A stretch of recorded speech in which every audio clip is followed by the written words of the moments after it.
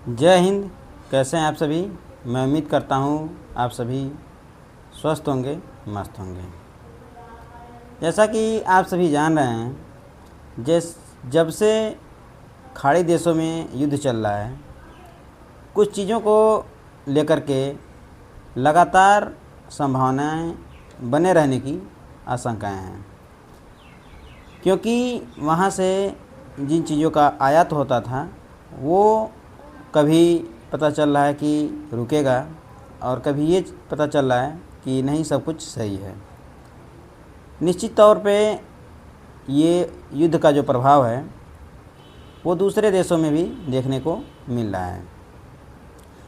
तो इसी कड़ी के बीच में हमारे जो वरिष्ठ नेता लोग हैं, कुछ साधारण लोगों से अपील की है, जिसको करने से हमारे देश की आर्थिक स्थिति जो है वो काफ़ी अच्छी बनी रह सकती है। यानी अगर उन चीज़ों पे ध्यान दिया जाए तो ज़्यादा आर्थिक स्थिति गड़बड़ नहीं होगी।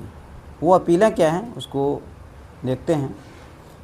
इसमें पहला है, पेट्रोल और डीजल बचाएं, यानी उसका खपत कम करें, अनावश्यक रूप से उसको खर्च ना करें।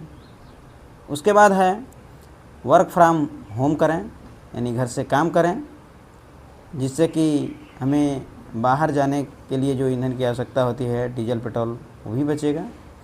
उसके बाद है स्वदेशी जो चीज़ें हैं उस पर जोर दें, उसका उपयोग करें, यानी विदेशी चीज़ों पर निर्भर न रहें, यानी वो चीज़ें न आए तभी हमारे लिए कोई दिक्कत ना हो।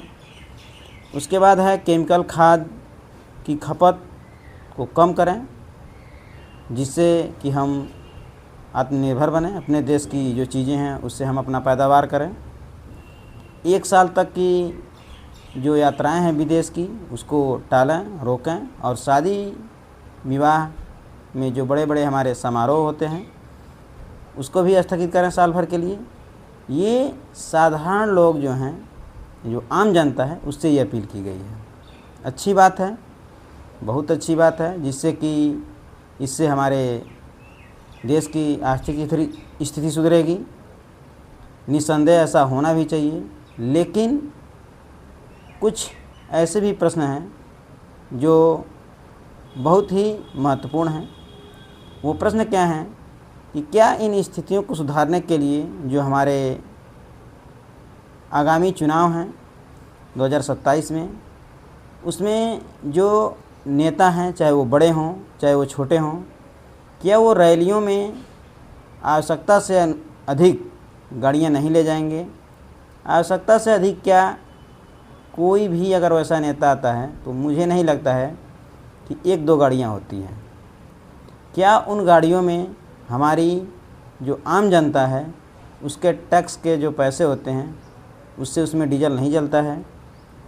क्या इनकी जो मीटिंग है वो चुनाव को लेकर के जो मीटिंग होनी है वो वर्क फ्रॉम होम हो जाएगी, घर से हो जाएगी या ऑफिस से हो जाएगी? अगर हो जाती है तो बहुत अच्छी बात है। ये लोग भी सुधारने में काफ़ी मदद करेंगे। ये लोग जो आधुनिक सुख सुविधाओं का लाभ लेते हैं उसमें स्वदेशी चीज़ों का ही प्रयोग करेंगे। जो ये हमारे नेता हैं उनके लिए मैं बात कर रहा हूँ, क्योंकि इन लोगों ने ही जनता को जागरूक बनाने के लिए काफ़ी अपीलें की हैं। उसके बाद केमिकल का ये लोग जो प्रयोग करते हैं, बहुत सी केमिकल की चीज़ें हैं जो ये लोग प्रयोग करते हैं, चाहे वो बाथरूम से लेकर के खेत तक क्यों ना हो। उसके बाद 1 साल तक अगर चुनाव बीत जाता है, उसके बाद की बात मैं करता हूँ। कौन चुनाव जीतता है कौन हारता है इससे कोई मतलब नहीं है। चुनाव के बाद क्या ये लोग विदेश की यात्रा नहीं करेंगे, उसको टाल देंगे अपनी आर्थिक स्थिति बनाने के लिए? अगर ये लोग ऐसा करते हैं तो हम भी बाध्य होंगे आर्थिक स्थिति सुधारने के लिए। अगर ये लोग खुद पे ऐसा कंट्रोल नहीं कर पाते हैं तो आप बताइए, जो आम नागरिक है वो कितना डीजल पेट्रोल यानी ईंधन को खपत करता है, और वो जितना बचाता है, क्या उसका ये लोग बिना किसी आवश्यकता के, बिना किसी ज़रूरतमंद के ये लोग अनर्थक उसको खर्च नहीं करते हैं? अनुपयोगी तरीके से उसको बर्बाद नहीं करते हैं। अगर ये लोग उसको बचाएंगे तो क्या हमारे देश में उसका लाभ नहीं दिखेगा?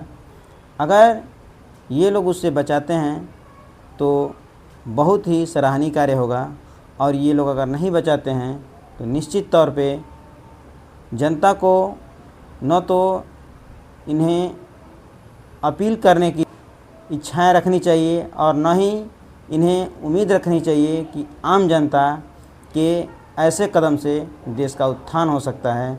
अगर आप बड़ी बड़ी चीज़ों को नहीं रोक सकते हैं जहां दुरुपयोग हो रहा है, तो छोटी छोटी चीज़ें से कितना बदलाव किया जा सकता है आप खुद देख सकते हैं।